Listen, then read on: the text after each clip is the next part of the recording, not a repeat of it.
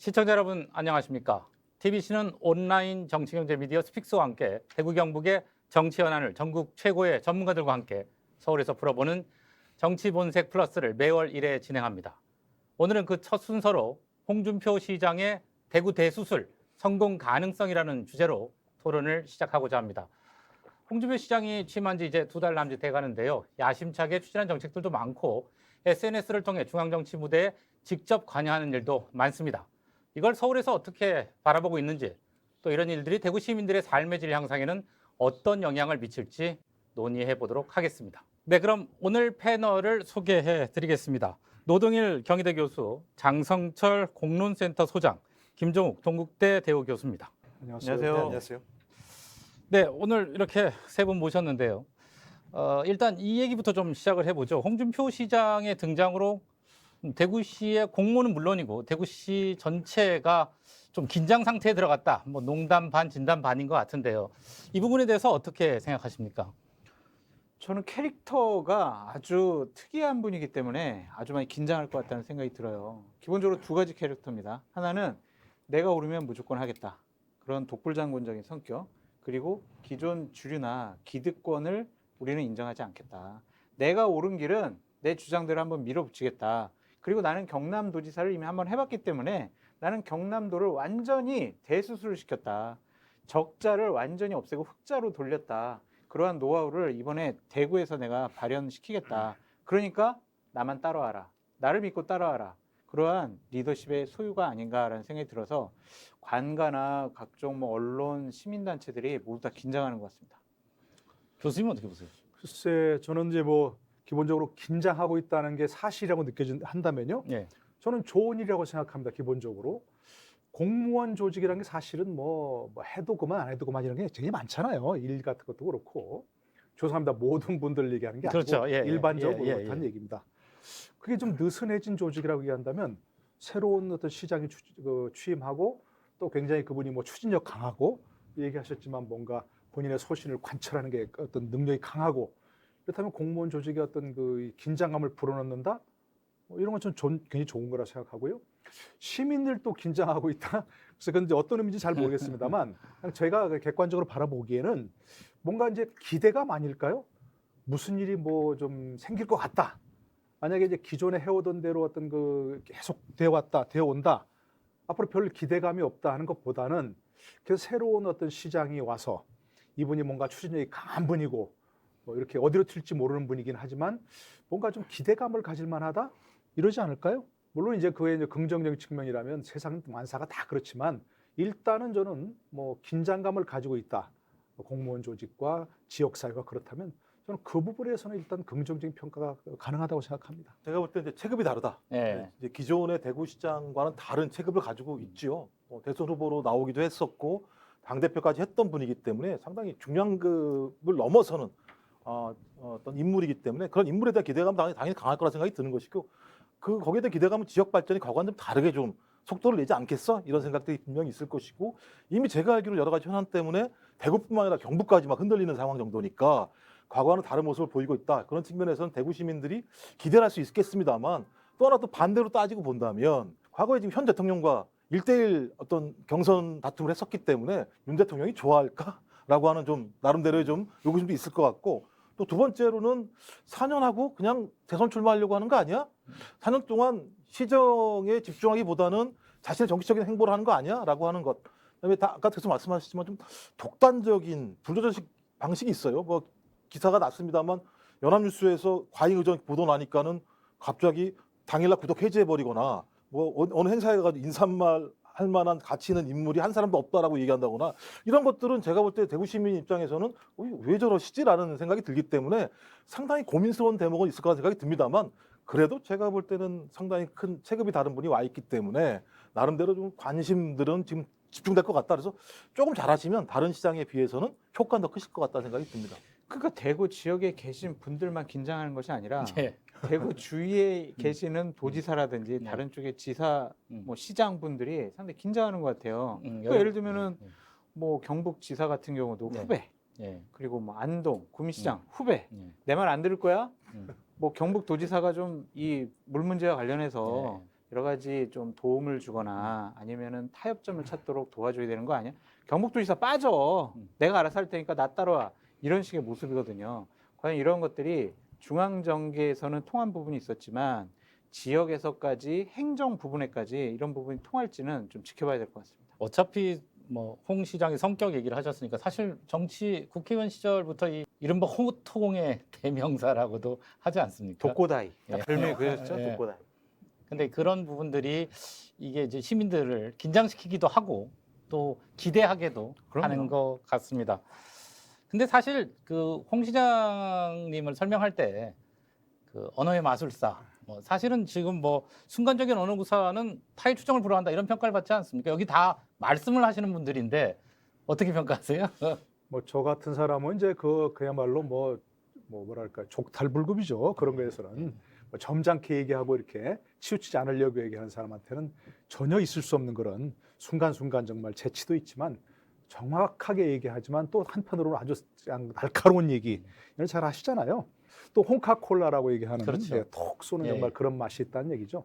근데 그게 말하자면 아까도 얘기했지만 빛이 있으면 그림자가 있는 것처럼 그런 말을 그렇게 잘 구사하시는 것이 나중에 또 부메랑으로 돌아올 수가 있어요. 예. 정치란 건 모름지기 뭐 잘은 모르지만 기본적인 요체가 자신의 적을 좀 적게 만들고 자신의 친구를 자신의 지지자를 많이 만드는 게 정치 요체 아니겠습니까? 근데 그런 말을 들은 사람은 친구나 저희가 될 수 있겠습니까? 지지자가 될 수 있겠습니까? 뭐 그런 것에 열광하는 사람들이 있긴 하지만 그런 사람들이 정치적 우군이 되기는 어려울 수 있다. 궁극적으로는 그런 면에서는 참 좀 어떤 모르겠어요. 홍 시장이 앞으로 어떤 큰 꿈이 있는지 또 대구시장도 뭐 어마어마한 그런 성취가 있는 거 아니겠습니까? 거기서 성취를 하려면 자신의 지지자를 많이 모으는 데 있어서는 조금 약점이 될 수도 있다. 그러면서 본인 생각에 그것이 약점이라면 보완할 필요도 있는데 본인에게 장점이고 장점은 극대화하겠다 하면은 뭐 할 수 없는 거지만 그런 면에서는 이제 앞으로 좀 정말 많은 사람이 지켜보고 있다는 생각이 들고요. 아까 얘기하셨죠. 여러 사람이 대구 시민들도 긴장하고 있다고 하는 것은 뭔가 기대감이 클 거예요. 그렇죠.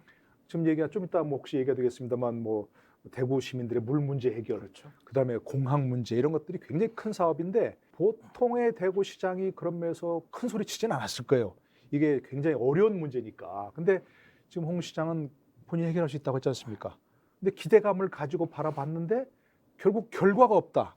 그럼 기대가 큰 만큼 실망도 클 수가 있거든요. 그런 면에서는 조금 완급 조절이 필요하지 않을까 하는 그런 생각을 해봅니다.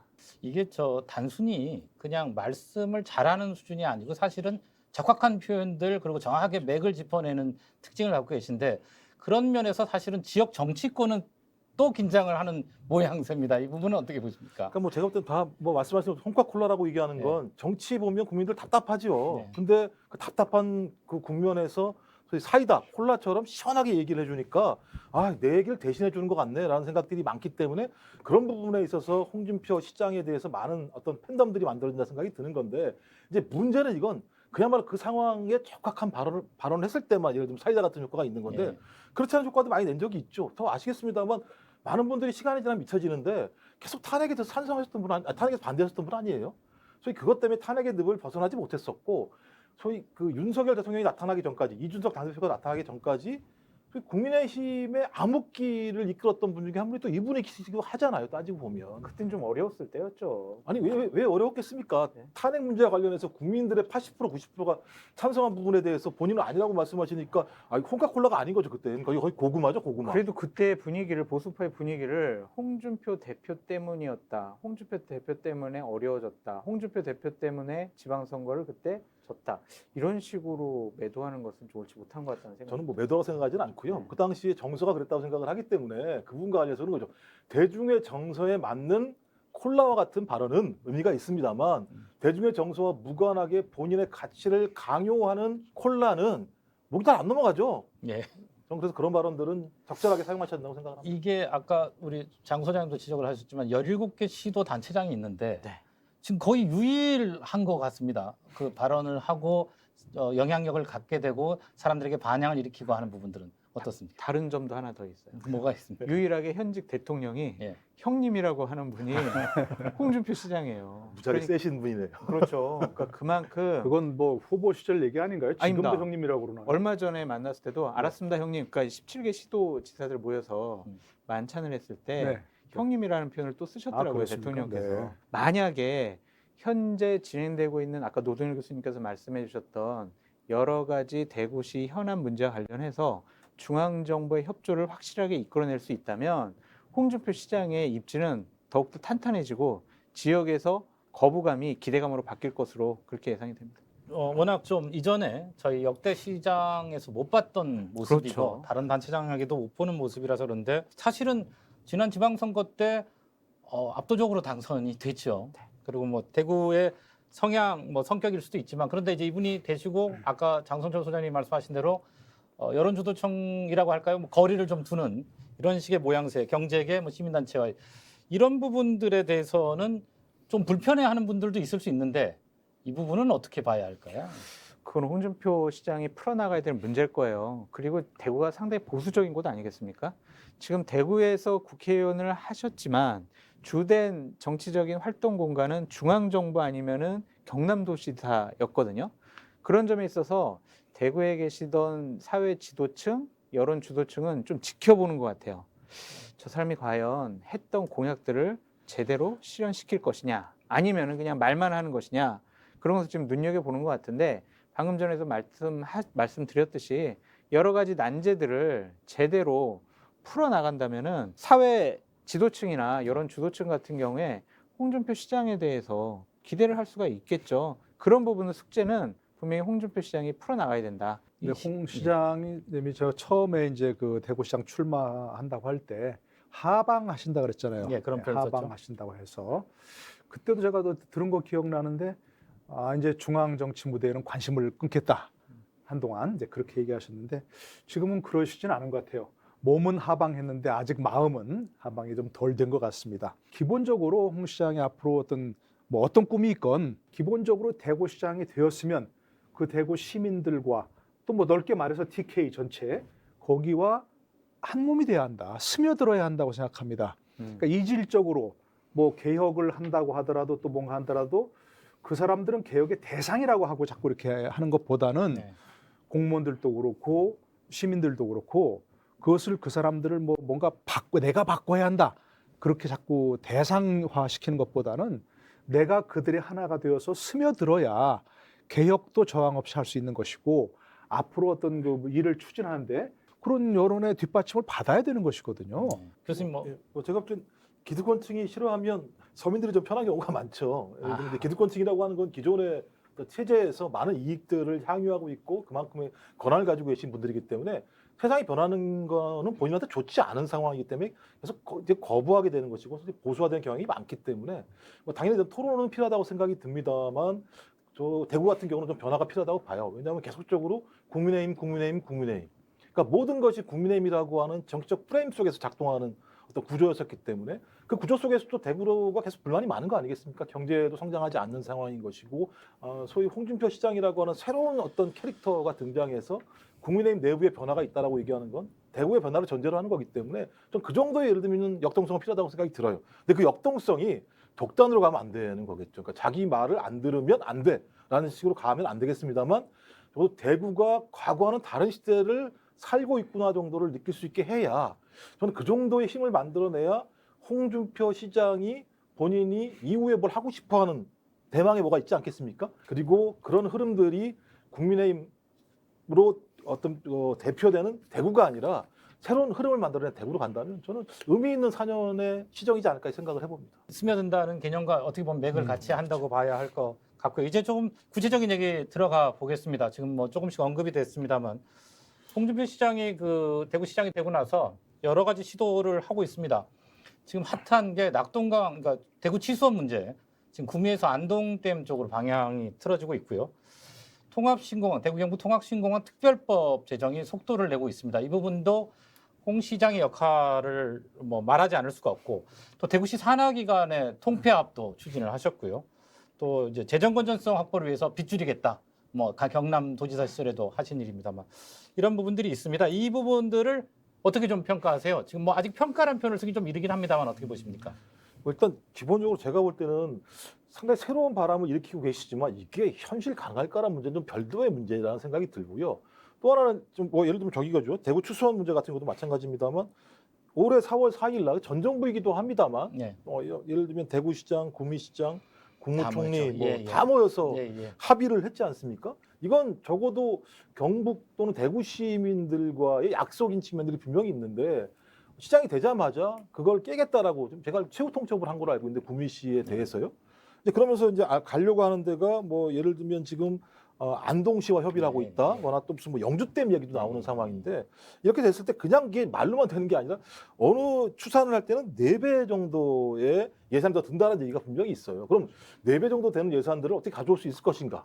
그러니까 내부에서는 계속 예산을 줄여서 대구시의 부채를 탕감하겠다고 얘기하면서 또 다른 측면에 자기가 말했던 맑은물 하이웨이 사업과 관련해서 예산이 늘어나는 문제가 발생했을 때 이 간격을 줄일 수 있을 것인가에 대한 문제에 대해서는 자세한 설명은 안 내놓고 있다는 측면이 있는 것이고요. 대부분 이건 저기인 것 같아요.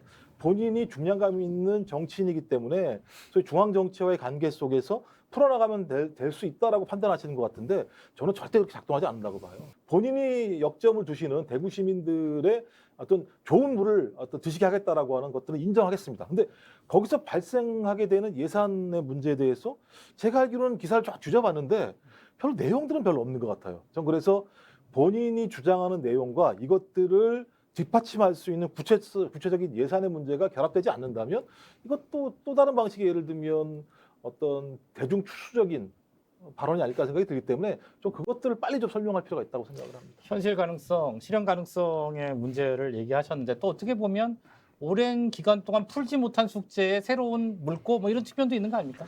그런데 이런 식의 좀 밀어붙이기식은 좀 좋지 않은 것 같아요. 그러니까 지금 17일 날 구미시장에게 최후 통첩을 했다라고 또 본인이 SNS상에 또 밝히셨어요. 자, 구미시와 13년에 걸친 물 분쟁 종료시키겠다. 협약서 발효되면 바로 지급하기로 했던 100억 이거 안 준다. 그냥 우리 재정 건전성을 위해서 대구시 빚 갚겠다. 구미시장 네 멋대로 하면 안 된다. 내 말 들어라. 이런 식이거든요.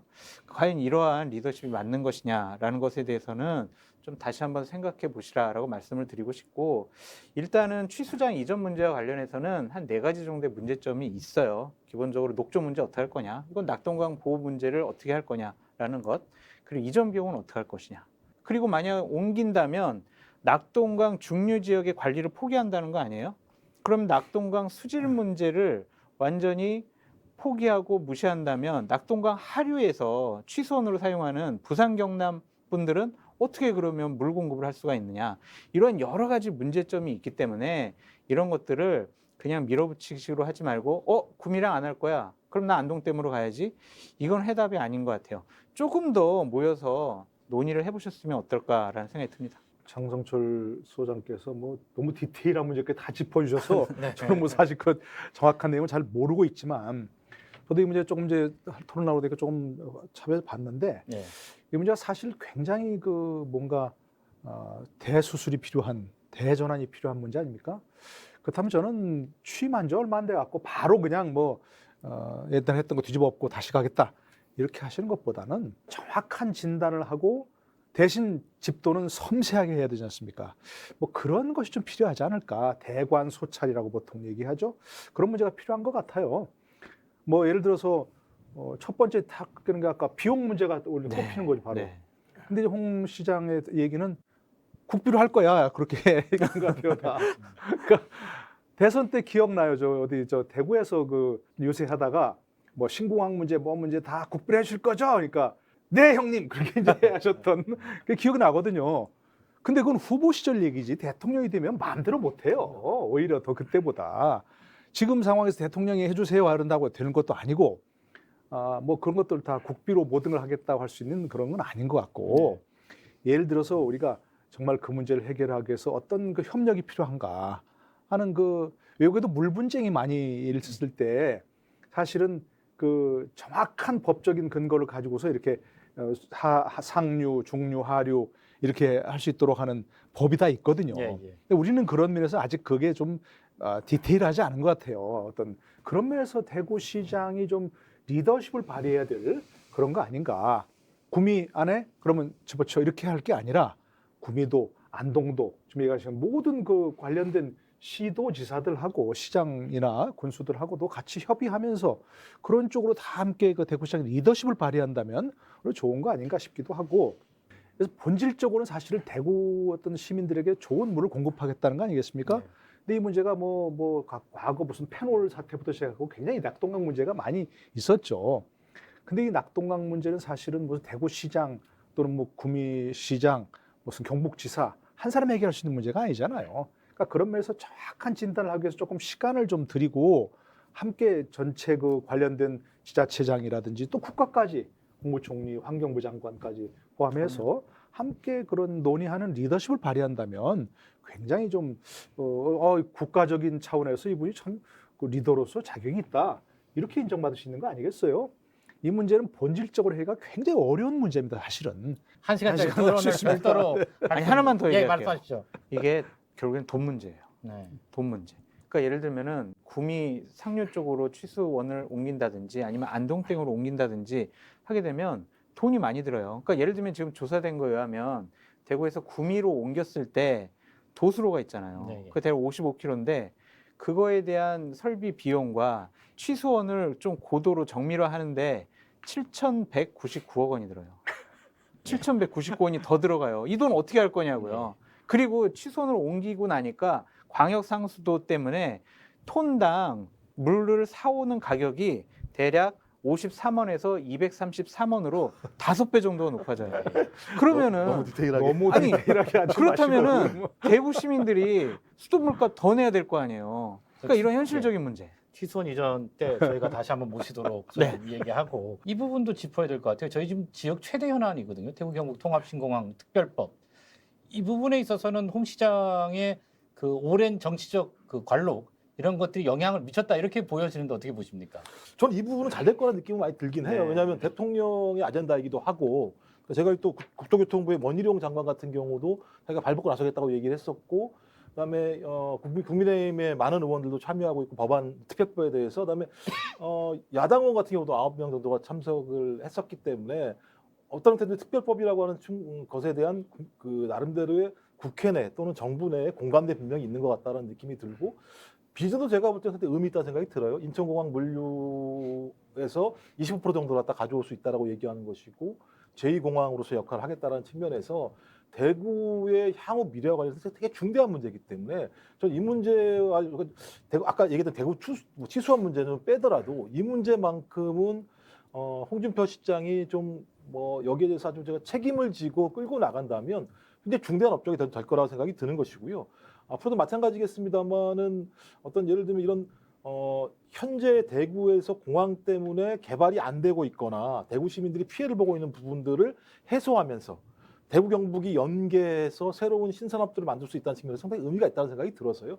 전 이건 좀 끝까지 좀 제가 볼 때는 홍 시장에게 별로 안 좋은 모습이라고 얘기하는 불도저식 독선적 방식이라도 이건 좀 밀고 나갈 필요 분명히 있다는 생각이 들어서요. 좀 이건 좀 잘하셨으면 좋겠다는 생각이 듭니다. 이게 이제 기본적으로 현행 법률에 따라서 하느냐 네. 아니면 홍 시장의 얘기대로 특별법을 만드느냐 예, 예. 이게 좀 핵심적인 얘기 아니겠습니까? 특별법을 안 만들어도 현행법에 따라서 얼마든지 할 수가 있습니다. 대구시에서 10조 원을 들여서 공항을 짓고 그다음에 이 오지전을 이전한 데를 개발해서 그 돈을 이제 충당하는. 그런데 홍 시장 그건 안 하겠다는 거 아니겠습니까? 전액 국비로 하는 신공항 차액만큼을 예. 국비로 지원하게 하는 게 특별법의 핵심인데 예, 그렇습니까? 어쨌든 예, 그러니까 어쨌든 신공항 특별법을 만들어서 예. 그렇게 하겠다는 얘기죠. 그렇죠, 그렇죠. 예. 과덕도 신공항처럼 예, 예, 예. 특별법을 만들어서 그걸 지금 맞습니다. 추진하겠다 이제 그런 얘기인데 이거야말로 정말 정치력이 발휘돼야 할 그렇죠. 그런 부분인 거죠. 예, 예. 그래서 아마 지금 이제 모든 사람들이 어떤 면에서 부정적인 평가를 아무리 하더라도 이걸 성취시켰다면 저는 대선 주자급 시장 역시 다르다 예. 이런 게 나올 것이고 이거에 만약 어그러진다면 무슨 무슨 대선 주자급이 소용이냐 이런 얘기가 나올 거예요. 그러니까 아마 홍 시장의 어떤 그 향후 어떤 정치적 생명 이게 달린 거라고 할 수 있는데 저는 우리 김 교수님 얘기하신 것처럼 그렇게 현재 상황에서는 분위기는 나쁘지 않다고 생각을 합니다. 그야말로 가덕도 특별법도 있었으니까 네. 특별법도 있었으니까 그러나 이제 만약에 이걸 특별법 해달라 그러면 가덕도 신공항도 추진하고 이게 지금 이제 뭐 중남부 중추공항으로 하겠다는 얘기죠. 네. 그것도 추진하고 한다면 도대체 이 좁은 땅에 무슨 뭐 엄청난 그런 그 관문공항을 하는 관문 역할을 하는 그런 공항이 대구에도 있고 무슨 저 뭐 어디 구선에도 있고 이미 인천공항이 있는데라는 비판이 나올 수 있거든요. 그래서 저는 이 문제야말로 어떤 그 이른바 홍카콜라의 어떤 톡 쏘는 맛의 명분을 만들어줘야죠. 국회의원들이 따라올 명분을 거기서 투표할 수 있는 명분을 만들어줘야 되고 그리고 이제 이거야말로 어떤 중앙정부 또 대통령 뭐 관련 뭐 장관이라든지 모든 사람들과 긴밀하게 소통해야 될 그런 문제입니다. 이것은 무슨 뭐 독고다이로 추진한다고 해서 독단적으로 추진한다고 되는 얘기는 아니고 그렇죠. 그야말로 그분들을 설득하고 그 명분을 주고 투표할 명분을 줘야 되는 거죠. 그런 면에서 노련한 정치력이 필요한 그런 부분이다 생각합니다. 이게 본인이 혼자 추진한다고 해서 될 문제가 아니에요. 네, 그렇죠. 예, 그래서 국회, 예. 세 개의 예. 부처가 연관돼 맞습니다. 있거든요. 국토부 장관, 예. 그다음에 국방부 장관. 국방부. 네. 국토부 장관은 원희룡 장관이 네. 예 형님 알겠습니다. 제가 뭐 민간 사업이니까 국비로 다 할게요라고 했는데 국방부 장관은 그렇게는 못하겠다. 네. 지금 기부대 양여로 해야 된다. 그렇죠. 이런 식으로 얘기를 하고 있거든요. 네. 그러니까 이거를 어떻게 조율할 것이냐라는 문제인데 결국에는요 추경호 기재부 장관이 딱 이제 핵심 열쇠를 잡고 있다. 네. 근데 추경호 기재부 장관 같은 경우도 대구 국회의원 아니겠습니까? 그리고 주호영 지금 국민의힘 비대위원장이 지난 2일 날 네. 대구 경북 신공항 특별법을 본인이 발의했죠. 발의를 했어요. 네. 야당 의원도 대략지만 9명 정도 네. 참여를 했습니다. 맞습니다. 그렇다면은 이 부분은 법안은 그렇게 통과되는데 문제가 없을 것 같다? 결국에는 기재부 장관이 오케이를 하느냐, 오케이하지 않느냐 이 부분인데 홍준표 시장께서 추경호 장관 불러다가 해줘! 이렇게 해야 되지 않을까. 안 그러면 이게 풀리지 않는다. 그러니까 지금 취수원은 좀 더 많은 논의를 해라. 통합신공항은 그 특유의 그 능력으로 밀어붙여 달라. 뭐 이렇게 정리가 되네요. 안 그러면 이게 해결이 안 돼요. 그렇죠. 이거는 다 모아가지고 협의를 이끌어내는 건 상당히 어렵습니다. 그렇습니다. 불도저처럼 밀고 나가야 된다라고 말씀드립니다. 근데 지금 사실 추경호 장관이 며칠 전에 얘기한 게 내년 예산부터 줄여나가는 게 예, 되겠다는 계속 거 그렇죠. 아닙니까? 맞습니다. 근데 예, 이거 보통 뭐 10조 원 얘기 들으면 보통 20조 들어요. 네, 예, 하다 네. 보면 최소한의 비용을 가지고 이제 그 법안을 만들 때는 이렇게 하겠다는데 하다 보면 2배, 3배 다 늘어나는 상황이거든요. 근데 지금 기조가 예산을 줄여나가겠다. 재정 적자를 줄여나가겠다, 재정 준칙을 새로 만들겠다 하는 그런 상황에서 이게 되냐 말 어렵다는 얘기는 사실은 그러니까 낙관만 할 수 없는 부분이니까 이 문제말로 그야말로 노련한 정치력, 예. 홍 시장의 그런 노련한 정치력을 기대해야 될 문제다. 뭐 예. 불도저식만 계신 것도 아니고 예. 그죠? 노련한 정치 감각도 갖고 계시니까 예. 기대치가 있을 것 같고요. AI 불도저라고. 예. 지금 재정 얘기, 뭐 국가재정 얘기를 하셨지만 홍준표 시장도 지금 재정 건전성, 채무를 줄여야겠다. 그리고 경남도지사 시절에 그 했다. 뭐 이런 얘기를 하시는데 이 부분은 어떻게 보세요? 이게 물론 빗줄인다 그러면 좋은 측면이 있을 것 같고요. 당연히 해야 될 일일 것 같기도 하고 또 다른 부작용이 있을 수도 있을 것 같은데요. 그러니까 제가 볼 때 빗줄이는 게 다 좋은 건 아니죠. 지금 얘기 들어보니까 이제 기금 특별회계를 폐지하겠다, 불필요한 걸 말씀하시는데 필요한지 불필요한지 판단을 누가 해요? 본인이 앉아가지고 그냥 야, 이건 필요해, 이건 필요해 이렇게 할 수는 없는 거잖아요. 내부에. 근데 제가 보니까 이 회계 중에서 무슨 양성평등 이런 것도 있는 것 같고, 그러니까 불효불급한 내용들이 분명히 있음에도 불구하고 이것들을 폐기했을 때 발생할 문제에 대한 답이 있는가? 그러니까 이거 갖다가 빼가지고 빚을 갚겠다는 얘기이잖아요. 또 하나는 유휴 미활용 공유재산 매각. 이것도 좀 추경호 현 정부랑 좀 입장이 비슷한 것 같은데 이걸 좀 매각을 해서 2천억을 만들겠다. 그래서 총 아마 4,500억 정도를 만들겠다는 건데 다 아시겠습니다만 뭘 줄여서 빚을 갚게 되면 그만큼의 기존에 했던 일을 안 하게 되는 거예요. 안 하게 되면 그걸 누가 해야 될 거 아니겠습니까? 그럼 그거 누가 하겠습니까? 못하니까 정부 같은 경우는 국민들이 소위 부채를 지면서까지 그 일을 하는 거예요. 그러니까 정부의 부채를 민간으로 떠넘기는 부분이 분명히 있어요. 이거 되게 안 좋은 방식이고요. 최근에 유럽에서 이 문제 관련해서 재정 건전화 국가라고 하는 측면이 있어요. 계속 재정 건전화를 얘기하면서 국가가 할 일들을 다 민간에 넘기고, 그러니까 민간에게 좋은 것들은 부자에게 넘겨서 매각시켜서 부자는 또 부자가 되게 만들고, 또 민간이 했던 부분들인데 국가나 지자체가 안 하니까 그걸 갖다 담당해야 되는 돈 없는 사람들은 빚내 가지고 해야 되는 문제가 벌어지기 때문에 저는 이 문제는 잘 접근해야 된다. 잘 접근하지 않게 되면 무슨 불평등을 다시 확산시키게 되는 거예요. 아니 근데 긍정적인 면도 있는 거 아닙니까? 물론이죠. 이제 그러나 이제 예를 들어서 공직사회 낭비 요인을 당연히 철저하게 줄여야 되는 것이고, 그래서 예. 졸라매고 불필요한 조직, 예를 들어 뭐 다 대부분 다 그렇지만 뭐 어떤 농공행상 쪽으로 만들어놓은 네. 뭐 그런 것이라든지 자기를 도와줄 사람들, 도와준 사람들, 또 도와줄 사람들을 뭐 위해서 뭐 이렇게 위인설관식으로 만들어놓은 조직이라든지 그런 거 당연히 없애는 게 맞죠. 그래서 철저하게 공직사회 낭비 요인을 줄이면 그럼 얼마가 줄 것인가 과연. 이게 아무리 저기라도 결국 기본적으로 복지 수요가 있고 안전 수요가 있고 그런데 많이 줄이진 못할 거예요. 구체적인 수치가 얼마 나올지 모르지만. 그 지금 대구시가 지고 있는 빚도 하루 이틀 된 게 아니고 수십 년 수백 개 내려오면서 쌓여온 그런 문제 아니겠습니까? 그걸 하루아침에 뭐 빚을 줄여나가겠다 그럴 수는 없는 것이고, 원칙적으로 저는 아까 말씀드린 대로 공직사회 낭비율은 철저히 줄여야 됩니다. 그러면서 세세히 살펴봐야 되고 필요하다면 정말 어떤 뭐 감사나 컨설팅을 통해 가지고서라도 그런 요인 줄이는 건데, 공직이나 공기업, 그러니까 공무원 사회나 네. 공기업이 과연 채무 제로가 바람직한 거냐? 이건 또 아닐 수 있어요. 기업이 아니니까, 이익을 내야 되는 조직이 아니니까 국민들이 꼭 원하는 부분에 있어서는 설사 낭비가 되거나 아니면 또 뭐 적자가 되더라도 해야 하는 부분이 있는 것이거든요. 그러니까 그런 면에서는 좀 이것도 시간을 두고 철저하게 좀 디테일하게 살펴보면서 할 필요가 있다는 그런 생각이 분명히 들고요.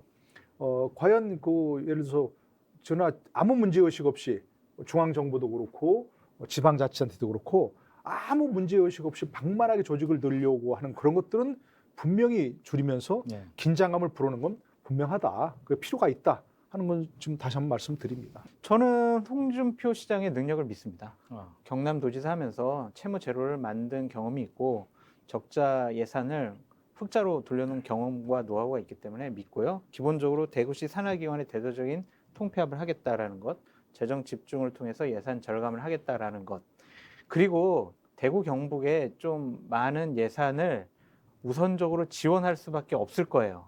내년 예산에는. 왜냐하면 대선에서 대구 경북이 아니었으면은 윤석열 대통령 당선되기 힘들지 않았겠습니까?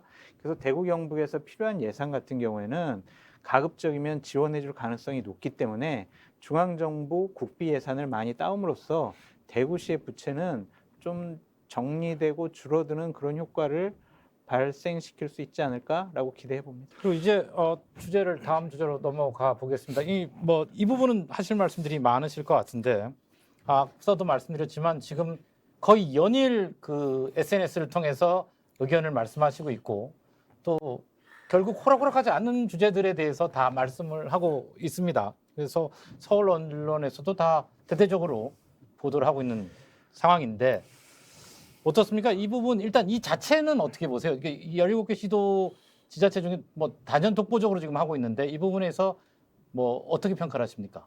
본인이 감당할 수 있으면 네. 이런 역할은 하시는 게 본인의 앞으로의 정치적인 미래에 도움이 될 것 같다라는 좀 생각이 듭니다.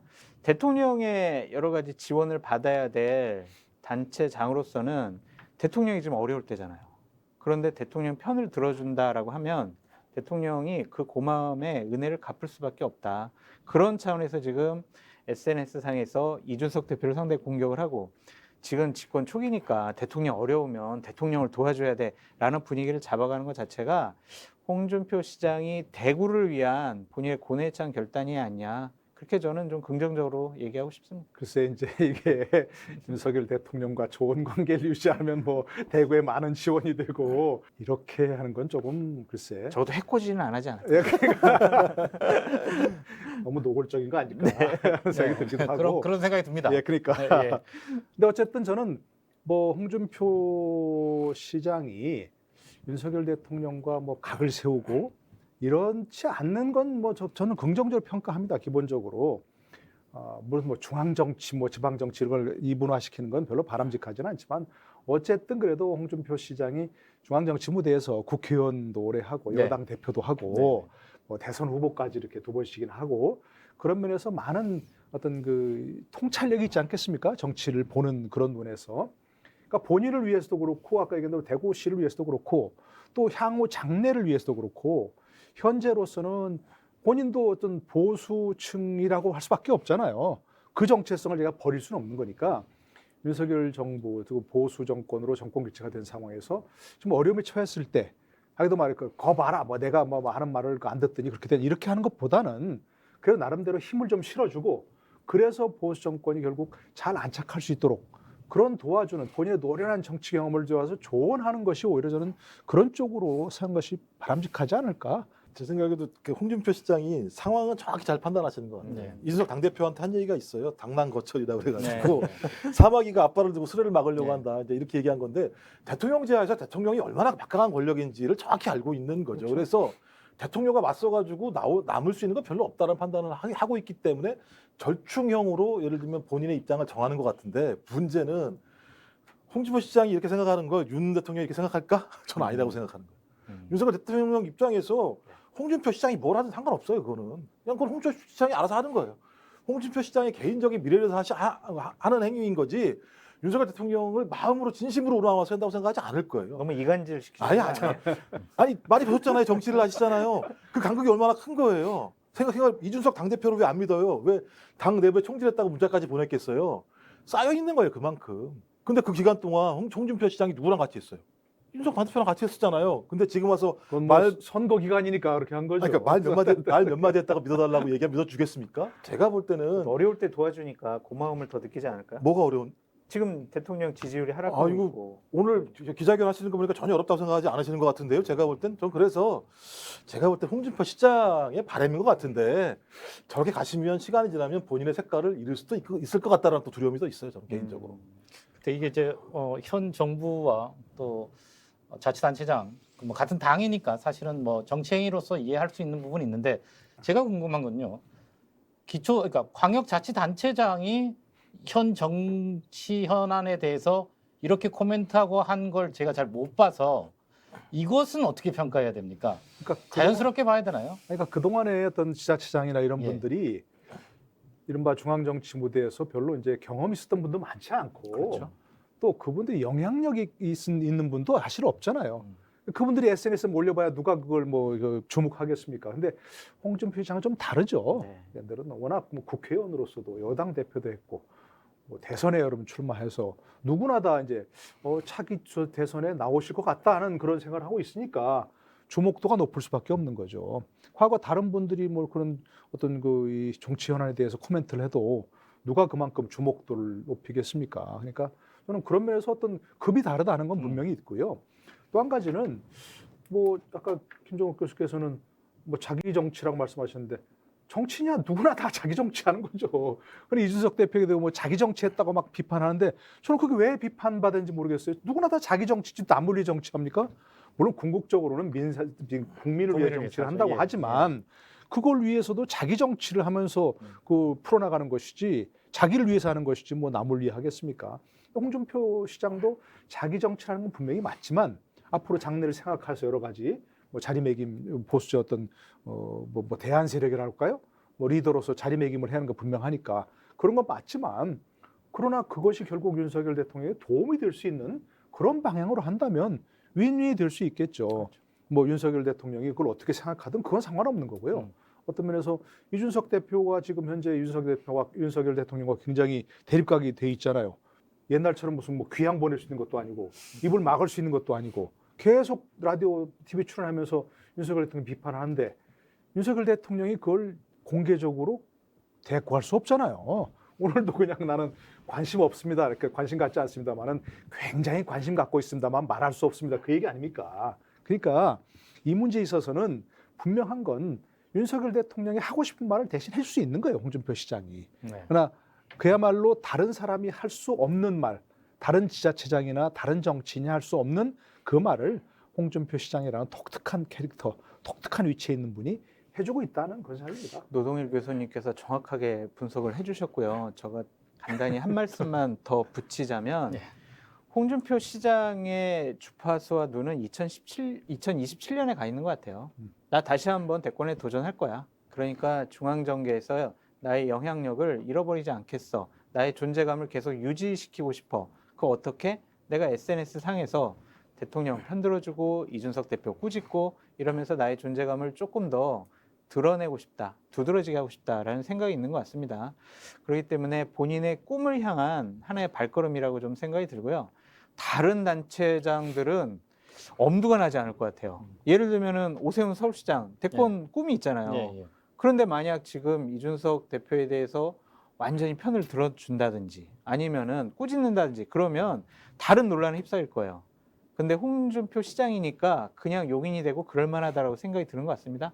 정치적인 역량의 차이가 아니냐 그런 생각이 들어요. 저도 재밌는 얘기 들었는데 대구 지역에 있는 이제 그 신문사의 기자분인데 50대 초반에 아주 중량감 있는 기자분인데 잘 아시나 봐요. 홍준표 시장님한테. 네. 계속 이렇게 말씀하시면 됩니까? 얘기했더니 10분이면 돼. 음. 나 하루에 10분만 고민하면 돼. 네. 이렇게 말씀하셨대요. 그래서 이 얘기를 들으면서 야, 10분이면 현안 파악이 되시는구나 생각이 들기도 했었지만 또 반대로 따지면 매일매일 10분 이상 꼭 중앙 정치를 고민하시는구나. 그래서 말씀하신 것처럼 2027년의 꿈이 잔뜩 계시는구나 이런 것 갖다 좀 간접적으로 느끼게 됐어요. 근데 문제는 이게 너무 과하면 문제가 생길 수 있다는 생각이 들어서 적절하게 하시면 좋겠다 이런 생각이 듭니다. SNS를 글 쓰시는 건 10분이지만 그 10분을 위해서 많은 그 현안들을 따라가야 되는 거죠. 그렇죠. 우리 같이 이렇게 늘 뭐 이렇게 정치 평론하려면 사실 쉬는 날에도 뭔가 뉴스가 뭐가 있는지를 공부합니다. 봐야 되거든요. 하루 이틀만 쉬면 뭔 얘기지 하고 다시 또 돌아봐야 된단 말입니다. 그러니까 홍 시장께서는 10분이면 돼 하는 거는 글 쓰는 건 10분이지만 사실 그거에서 많은 그 시간을 할애하실 것 같다 하는 생각이 듭니다. 예. 근데 영향력과 노력 뭐 이 부분은 이해가 되고요. 그런데 이 질문을 안 할 수가 없을 것 같은데 이제 단체장은 주 업무가 이제 지방자치단체를 잘 하시는 거잖아요. 이 부분에 혹시 물론 뭐 다 잘 하시면 좋을 수 있겠습니다만은 그런 우려들도 나오는 게 현실이거든요. 그 부분은 어떻게 보세요? 근데 그건 우려와 비판을 결과를 네. 다르게 놓고 봐야 돼요. 그러니까 예를 들면 아니 거 봐라. 중앙정부, 중앙정계에 신경 쓰다 보니까 치수원 이전 이거 제대로 하나 해결 못했잖아. 그리고 군공항 이전 국비 예산 못 따왔잖아. 중앙정부, 중앙정계에 좀 관심 좀 끊어. 이렇게 비판이 나가야 되는데 지금 본인이 계획한 대로 하나씩 추진하고 있다. 추진하고 있잖아요. 예, 예. 그러니까 그런 비판을 하기에는 조금 이른 것 같아요. 예, 예. 그러니까 그런 비판이 나오려면 내년에 뭔가 일이 잘 진행되지 않았을 때 그때 비판이 가능하지 지금은 비판의 설득력이 좀 떨어지지 않을까 싶습니다. 저도 결과가 중요하다고 생각합니다. 결과가 아까 말씀드린 대로 사실 그 다른 지사나 이런 분 같으면 뭐 이거 공항 특별법 만들어서 추진할 거야. 국비를 지원받을 거야. 이렇게 못 하실 거예요. 그렇죠. 가덕도 특별법 같은 경우는 지난 정권에서 정권 차원에서 밀어준 것이지 어떤 뭐 부산시장이 뭘 그걸 추진해서 된 건 아니거든요. 그렇죠. 예, 예. 그러니까 근데 이걸 뭐 처음부터 그냥 우린 다 중앙본부에서 할 거야. 뭐 대통령도 뭐 나의 말을 들을 거야. 이런 식으로 다 했거든요. 근데 지금 제가 아까 말씀드린 대로 사실 중앙정이 굉장히 많은 관심을 갖고 있지만 그것이 결과적으로 특별법 통과시키고 했다면 저는 여러 가지 현안 중에서 하나만 결실을 맺어도 어때 무슨 상관이야. 그렇죠. 뭐 중앙정치에 얼마나 관심을 갖든 일반적인 대구시정이야 뭐 공무원들이 하는 것이 이렇게 시스템으로 그것만 잘 만들어 놓으면 네. 근데 결과가 만약 신통치 않다. 그러더니 거 봐라. 뭐 이렇게 맨날 그 딴 일만 생각하더니 이거 안 되지 않냐. 이렇게 될 수밖에 없고요. 그것도 그래서 이럴 수가 있잖아요. 내가 SNS 상에서 윤석열 대통령 편 들어주니까 윤석열 대통령이 국비 지원해줬잖아. 내가 중앙정계에 관심을 더 많이 보여야 된다니까 이렇게 또 항변하실 수가 있죠. 그럼 이제 순서는 바뀐 거죠. 예를 들면 그러니까 SNS를 통해서 대통령에게 말씀을 잘해서 일이 벌어지는 방식들은 옳은 방식은 아니라는 생각이 드는 것이고 그래서 말씀하신 것처럼 좀 선택을 하고 집중을 잘했으면 좋겠다. 그러니까 경남도 지사를 2번이나 했기 때문에 경험이 풍부하다는 건 압니다만 경남도와 대구시도 다른 측면이 분명히 있기 때문에 예, 예. 어느 선택을 잘하시고 집중을 잘하셔서 성과를 낼 필요가 있다. 적어도 이 성과는 누가 알겠느냐? 대구 시민들이 아는 거죠. 대구 시민들의 탄탄한 기반 위에 또 대구라는 게 보수의 본령 아니겠습니까? 그렇죠. 저는 그런 측면에서 이걸 잘하시게 되는 것이 힘인 거지. SNS 잘하셔가지고 몇 번 나오시는 게 이게 한두 번 좋겠습니다만 계속 반복되면 중앙정치 하는 사람들 입장에서 저분 뭐 하시는 거지? 이런 얘기가 나올 거예요. 조금 지나면. 그래도 교수님 지금 취임한 지 2달도 안 됐잖아요. 누가요? 두달안 홍준표 되고, 시장이요. 예. 네. 네. 2달도 안 됐는데 이렇게 뭐 그런 쪽에 관심 많이 보여서 대구시장 못할 거야 이렇게 비판하는 건 좀 제 입에 적절하지 지금 않아요. 재갈을 물리치려고 하시는 겁니까? 저는 발언할 수 있는 권리가 있습니다. 아니 이제 리더를 분리할 때 이제 중요한 게 있을 거예요. 어떤 사람은 그 사람이 없으면 안 돼 일이.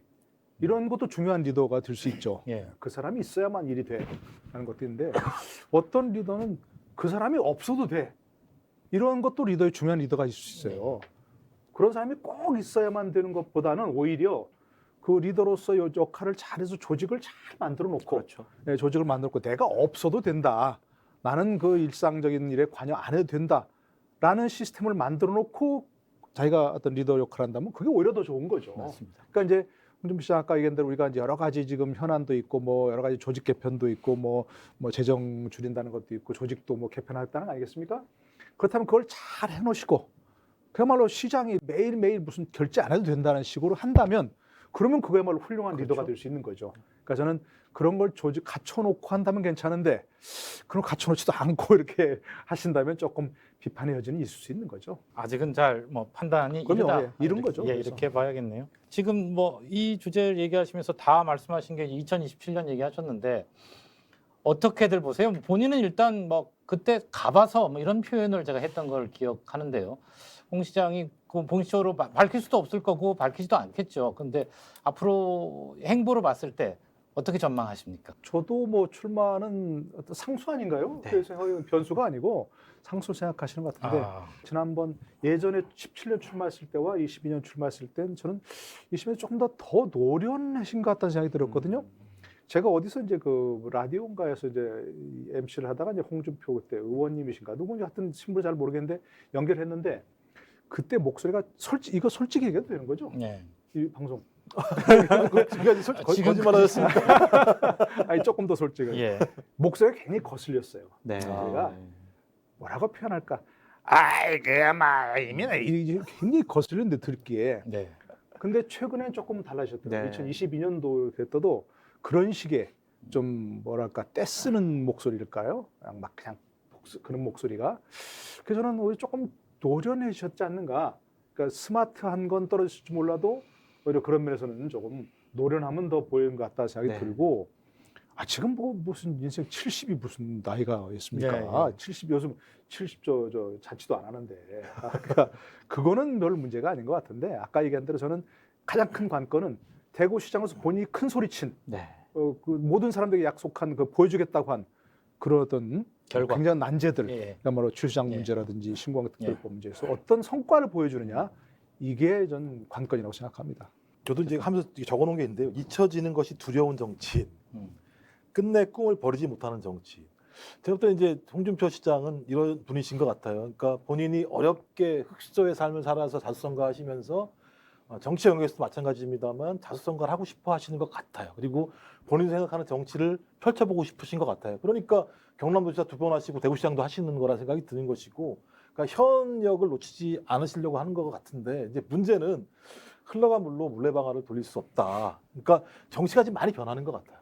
그러니까 이준석이라고 하는 30대 정치인이 등장할 수 있는 유권자의 변화라는 것이 분명히 있는 것이고 또 그다음에 지금은 많이 나오지 않고 있습니다만 미래 시대의 아젠다에 대해서 갈망하는 팀도 굉장히 많거든요. 네. 기후 문제도 이런 문제와 관련해서. 근데 지금 정치는 여전히 과거의 낡은 잣대 언어들이 많이 있는 측면들이 있기 때문에 5년 동안 어떤 변화가 있을지 잘 모르겠어요. 근데 이 5년 동안의 변화 속에서 그 변화들에 맞게 홍준표 시장이 잘 변화할 수 있을 것인가에 대해서 저는 물음표가 있다. 왜냐하면 말씀하신 것처럼 많이 변화하긴 하십니다만 저희 그 빠른 변화를 따라갈 만큼 시정도 하셔야 되는 것이고 중앙정치 관심도 가져야 되는 측면들이 분명히 있기 때문에 저는 그래서 정치적인 시대 교체에 능수능란하게 본인이 적응할 수 있으실 것인가 이런 부분을 지켜봐야 되겠습니다만 속도가 너무 빠르다 지금 보면 유권자들의 변화가 좀 그래서 오히려 죄송한 말씀입니다만 보수의 어른으로 남으시는 것이 훨씬 더 제가 볼 때는 큰 의미가 있지 않을까 생각이 들긴 해요. 하지만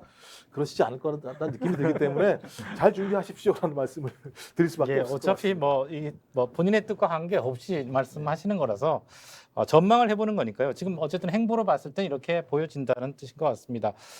자 이제 뭐 토론을 좀 마무리를 해야 되는데요. 어차피 저희가 이 자리를 만든 이유도 홍준표 시장의 성공이 대구의 발전과 직결되어 있기 때문에 여러분께 여쭤보고 있는 건데 앞서 첫 질문이 저희가 긴장하고 있다를 시작했는데 이 긴장 관계가 시장과 그 다른 제야 세력들과의 긴장 관계 또 시민들과의 긴장 관계 이런 것들이 분명히 필요하죠. 어떻습니까? 그러니까 처음 저도 말씀드린 것처럼 그런 긴장 관계라고 하는 것은 긍정적 측면이 분명히 있다고 생각합니다. 공무원들도 뭔가 그동안 방만하고 또 이렇게 뭔가 긴장하지 않았던 자세에서 바짝 긴장해야 되는 것이고 시민들도 그게 그거겠지라는 생각보다는 뭔가 좀 변화가 있겠지 이런 기대감이 긴장감으로 표현한 것이라고 생각하거든요. 그런 면에서 좀 저는 긍정적으로 모든 사람들을 이렇게 아우러 가는 그런 면에서 어떤 한 단계 도약하는 뭐 그런 발전을 이루는 것이 좀 꼭 필요하지 않을까 싶습니다. 그런 의미의 리더십을 발휘해야 되는 거죠. 장소님. 약간의 긴장감은 네. 업무의 활력소가 될 수가 있습니다. 그것이 스트레스가 아니라 제대로 일할 수 있는 그리고 나의 앞길에 비전을 이끌어줄 수 있는 제시해줄 수 있는 시장의 역할을 제대로 한다면요. 기본적으로 대구시에 있는 공무원들도 한번 홍준표 시장 믿고 따라가 볼까? 그런 생각을 가질 수가 있겠죠. 그래서 앞으로 하기 나름 같아요. 지금 뭐 약간 2달도 안 됐기 때문에 우리가 연말까지 좀 성과도 지켜보고 다시 한번 평가할 수 있는 기회가 왔으면 좋겠습니다. 다른 시대를 살아보는 홍준표 시장과 다른 시대를 살아보는 대구 시민의 시대를 열었으면 좋겠어요. 제가 아까도 말씀드렸습니다만 시군구 의원, 구청장, 대구시장 다 그런 분들, 국민의힘에 계신 분들 그래서 변화가 별로 없고 계속 반복되는 일상인 것 같은 느낌들을 깰 수 있는 아까 말씀드렸던 기득권과 싸우고 이런 부분이 있어서 좀 대구 시민들이 4년 동안 과거와는 다른 시대를 살아보는구나 라고 하는 역동성, 박진감 이런 걸 가졌으면 좋겠어요. 그래서 어떤 이제 태풍이 오면 바다가 확 이렇게 한 바퀴 좀 회전을 해서 정화되는 것처럼 좀 대구 시민들도 이런 시대가 있네라고 하는 느낌들을 만들어줬으면 좋겠다라는 생각이 들고요. 아마 이게 제가 볼 때는 그런 의미에서는 정치 발전의 하나의 영역이지 않을까 지방자치에서 저는 그런 시대를 좀 홍준표 시장이 잘 열으셨으면 좋겠어요. 중앙정치 관심을 조금만 줄이시면. 대구시의 발전을 바라는 마음은 모두가 하나일 거라고 생각을 합니다. 그러기에 새로 출범한 민선 8기 홍준표 후의 성공을 기원해 봅니다. 오늘 토론은 여기까지입니다. 고맙습니다.